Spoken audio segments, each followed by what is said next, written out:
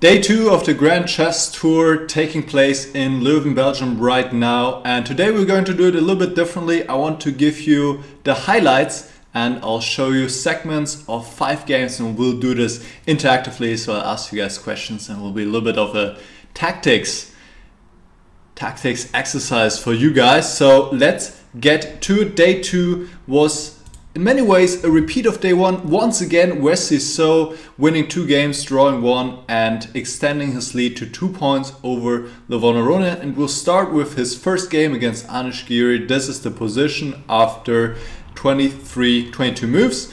So with the white pieces, and here he already has built up a very nice position, pressure on the c-file. The knight is nicely placed on c5. And what did he do here? So this is the first question for you guys. Stop the video right now and try to figure it out. Alright, so there's a combination in the air. You always need to look for unprotected pieces, and this is one. c8 rook is not defended, and this makes the following combination possible. White can take on a6. Pawn takes. Well, this didn't happen in the game, but if the pawn takes, then we see the point d6, and now we see why it's important the rook is undefended, because black cannot take, then the rook is just hanging and white is up in exchange.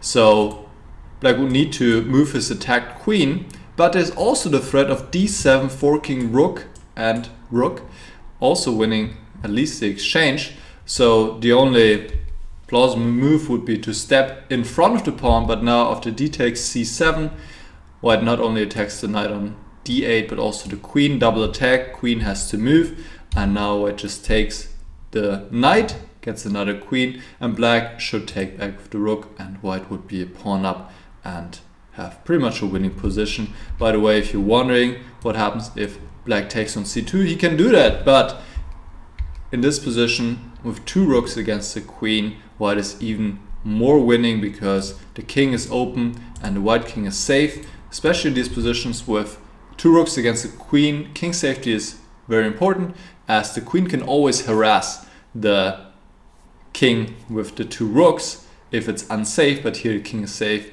and white is also pawn up, so this is just over. In the game, Giri played knight f7, but after d6 nonetheless to open up the a2 g8 diagonal, this one.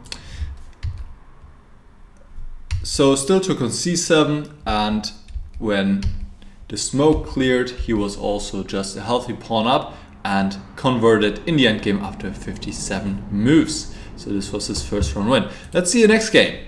Once again, Giri we see here against Leuven Aronian, and Giri again on the wrong side of the board, facing an attack here. And what did Leuven play here with the black pieces? So again, stop the video, take your time and try to figure this out. Alright, got it? Okay, you can just move the rook back for sure. In general, you want to keep attacking piece on the board, so you don't want to exchange the rooks here. That would make the white task easier. You definitely want to keep the attacking piece on the board. Rook f5 would be good, it's winning, but rook takes f3 is also very good. White cannot take on the rook because of checkmate on g1, but I hope that you considered queen takes g6 check.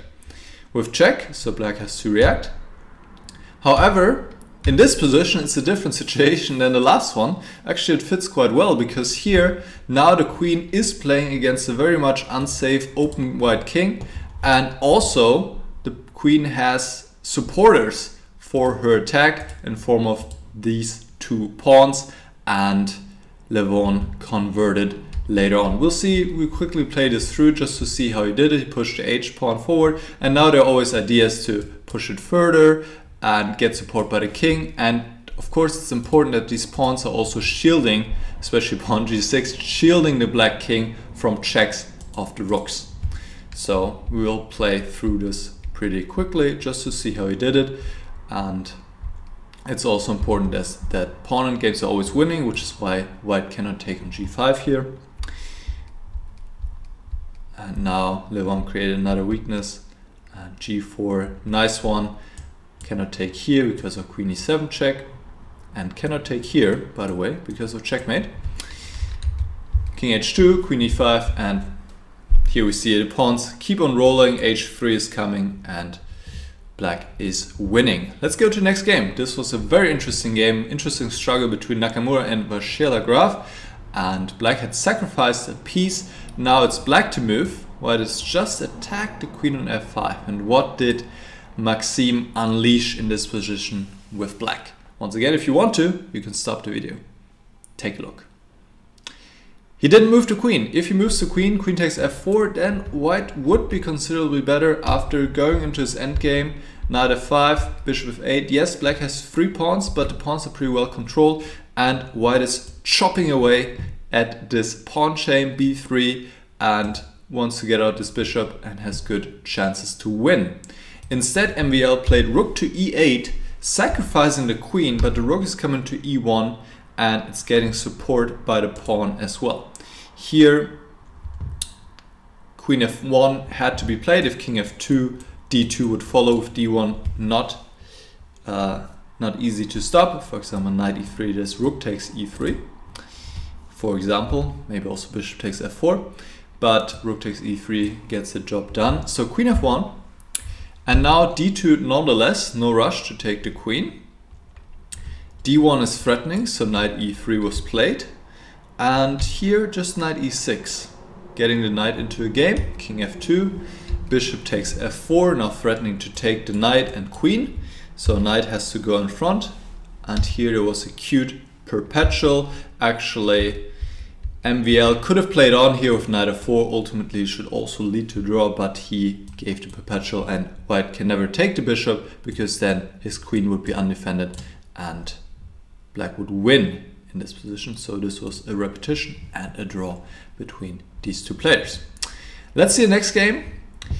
It's an endgame between Krishuk and Nakamura, and well, this was the position I want to show you. Black to move. Black's up 2 pawns, but white has some counterplay going on here. He wants to go maybe e7, play rook t8 checkmate, or take on f7. Wants to get something going, but it's black to move and he can shut it all down immediately. So what did he do here with black? Well, he gave one more check. This makes sense. Drive the king back, and now we see the point. Also f takes e6 wins here, but why give your opponent any chances still when you can just end the game immediately by trading the rooks and entering a 1-pawn endgame with rook d5. The rooks have to be exchanged. Doesn't matter if white takes on f7 first, and then what we'll see here is just a winning pawn endgame. Here already this pawn cannot be stopped, and the pawn on f6 is not going anywhere as the king just stays in front. So Nakamura took this one. And now the final one, the highlight of the round maybe. Beautiful finish by Mamedyarov here. Caruana down to not a lot of time. Needed to play queen f7 check, trade the queens, and then the endgame is pretty much unclear, but around equal apparently. One trump here for white is the pawn on a4. But Caruana played rook f2. He wants to distract the queen from protecting the knight on e7, and I can tell you that much. Black queen shouldn't take the rook, but black had something else here available. So last exercise for you guys, what should black do? Alright, rook f3 would be winning, and if you want to play this, that's fine, but there's something much better. Mate in 2, rook takes h2 checkmate, or I should say rook mate in 3. And here Caruana resigned. If king takes, is queen h4 checkmate, also defending the rook. And if rook takes, there's queen f3. Rook can step in between, it doesn't matter. Queen takes, and black checkmates. So nice finish here by Mamedyarov. An unfortunate finish for Caruana on day 2. So like I said, Wesley So is leading the field with 2 points ahead of Leuven Aronian, who's also playing quite well. And what I'm curious is, how did you like this kind of format versus yesterday, where I just showed one game, what I consider to be a really good game by Wesley So. So do you like this better? Do you like the other better? Do you like them both? Let me know in the comments, and if you enjoyed the video, feel free to leave a like and subscribe to the channel. I appreciate it. Alright, see you guys next time. Bye bye.